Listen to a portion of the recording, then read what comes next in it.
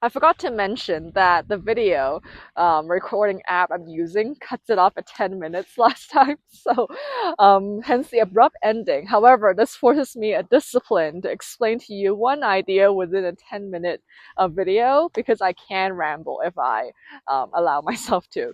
So to continue the last video on aspiration, I mentioned that, turns out I have huge aspiration to fundamentally solve what is the cause of suffering and what promotes freedom and peace and happiness. And for me, I have devoted my life towards that. So ever since I was a kid, I was really into biology because I figured if the mind, as in a materialist kind of way, is based on the brain and the central nervous system, I should aim to understand that.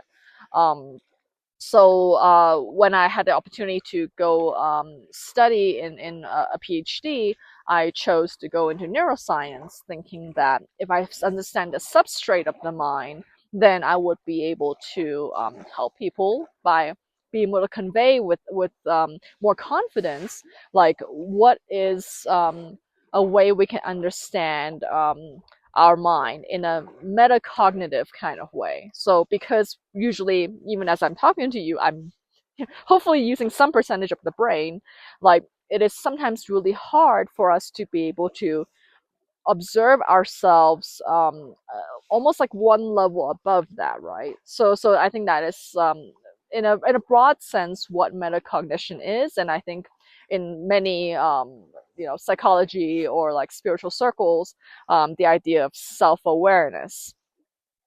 However, like I think one of the trickier parts is that although I found that my scientific research experience has brought me a lot of skill set in understanding how to form a hypothesis and how to perform the scientific method, um, the framework of science, most of it doesn't really address doesn't have the methodology in order to address some of the causes of unhappiness, and that's where ancient wisdom, I feel like, ended up being a further along path, um, perhaps because we had so many generations to perfect that, perhaps because I think a scientific method is almost like a little segment of a much longer journey of discovery.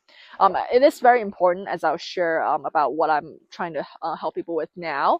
But I feel that some of these ancient wisdoms, such as through Buddhist practice, which is my preferred path, but definitely not the only path, um, it is a way for us to be able to start practicing almost like a gym workout. Like, how do you actually develop metacognition and self-awareness, and to be able to release oneself from one's discursive thoughts.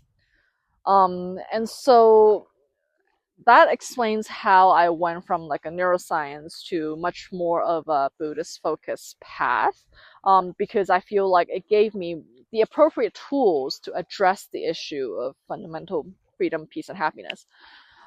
So, but I think one of the things I want to share, whoops, the whole thing is drooping. Okay, you can see this is definitely not AI generated because no AI would insert a camera drooping.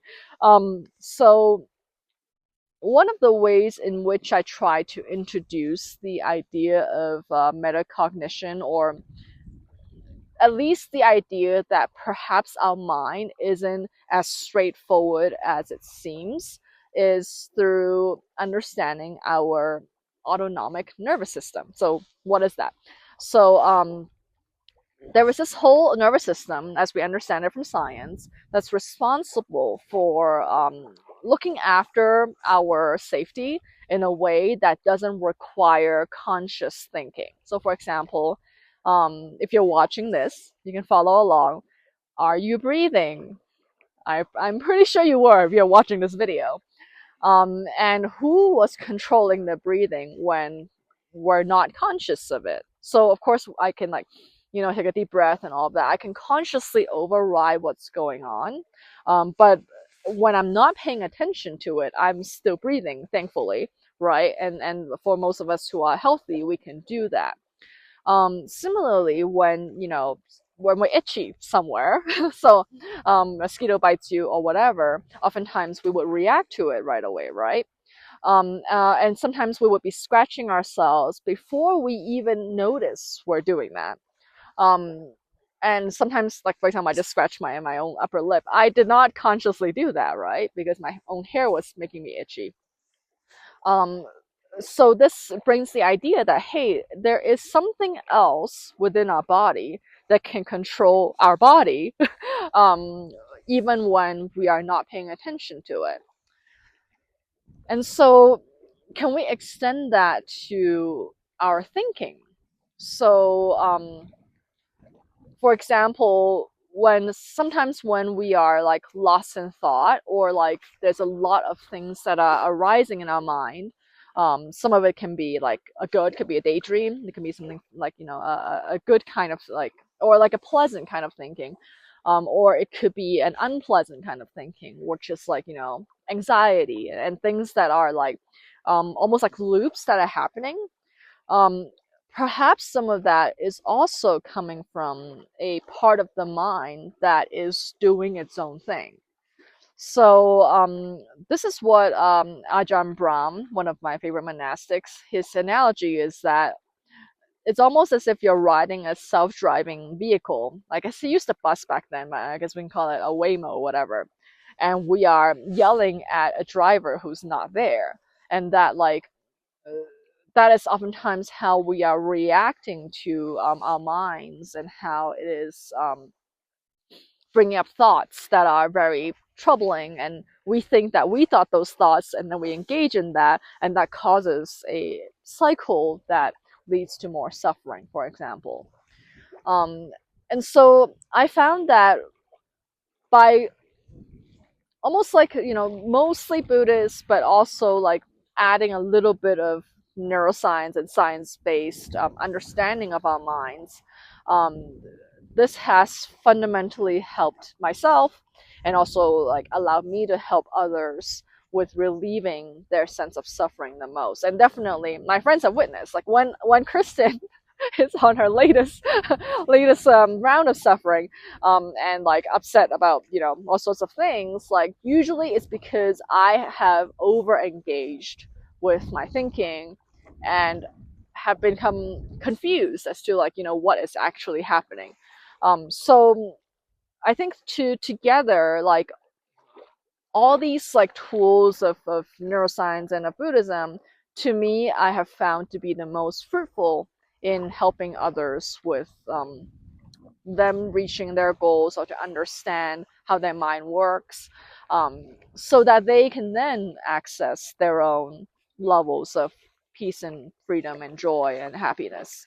Um, and also sometimes practical stuff, like, because I think as you all know, sometimes we're just stuck on practical problems, and like having the ability to emotionally unentangle ourselves from our work is also really important. um, and so that's also why I'm hosting this like 100 video challenge, which by the way, I forgot to mention, you're very welcome to join. So just please let me know, and I'll give you a little prize at the end if you make it to 100. So because the ability to do this kind of activity 100 times is itself a really good practice, at least I found to be, of understanding where my mind is like really sticky, and where I'm feeling a lot of resistance, and to be able to extrapolate that to the rest of my life. So yeah, so I feel like so far I have talked about the greater aspiration, and also some of my main tools for meeting that aspiration. And in future videos, I'll go even further to explain the projects that I'm bringing forth as an offering to you all, to see whether it can be helpful or not, and also some of the thinking behind it, because I have been lagging behind in sharing, like, what's the rationale as to why I'm doing certain things. So yeah, I hope to see you all again very soon.